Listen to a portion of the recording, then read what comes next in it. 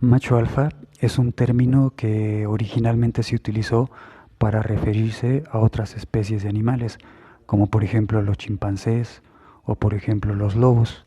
Y justamente como el término lo dice, son machos alfa porque tienen el mayor rango en su comunidad o en su grupo.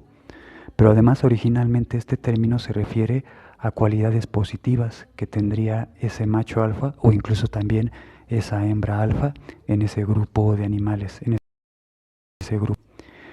El problema aquí es que las personas empezamos a utilizar para nosotros mismos este término de macho alfa y que, como muchas cosas que hacemos los seres humanos, tergiversamos este término relacionándolo con características como el de mayor fortaleza o el que tiene mayor seguridad, el que no tiene miedo o el que puede dominar a los demás.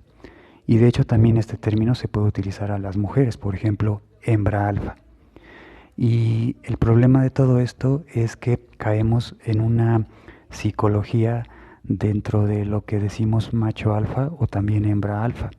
Y es la idea aquí comentar cuál es ese contexto o cuál es esa característica psicológica por la cual utilizamos o se utiliza este término de macho alfa refiriéndose a los seres humanos.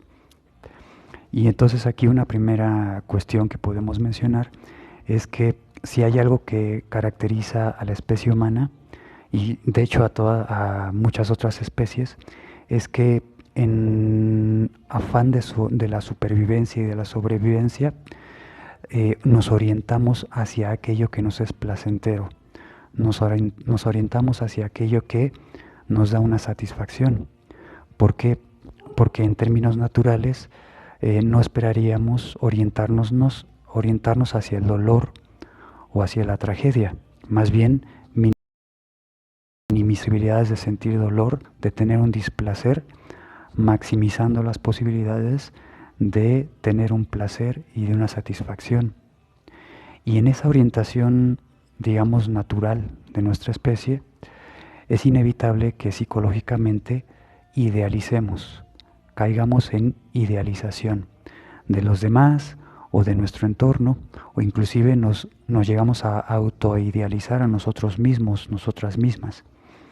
Por ejemplo, podemos dar cuenta de que muchas veces se habla de el hombre ideal, o de la mujer ideal, o del trabajo perfecto, o hablamos de la casa, de tener una casa de ensueño, o de tener el carro que siempre quise, que siempre soñé. Es decir, tenemos esta tendencia a idealizar. Y en ese sentido, ¿qué sucede con el macho? ¿Qué sucede con el macho alfa o qué sucede con la hembra alfa? Pues que efectivamente es una idealización de lo que estamos hablando, ¿no? Por ejemplo, ¿qué es lo que se idealiza si una persona se considera macho alfa? Está idealizando el poder. ¿Por qué? Porque justamente la idealización del poder es lo que nos lleva a este término de macho alfa.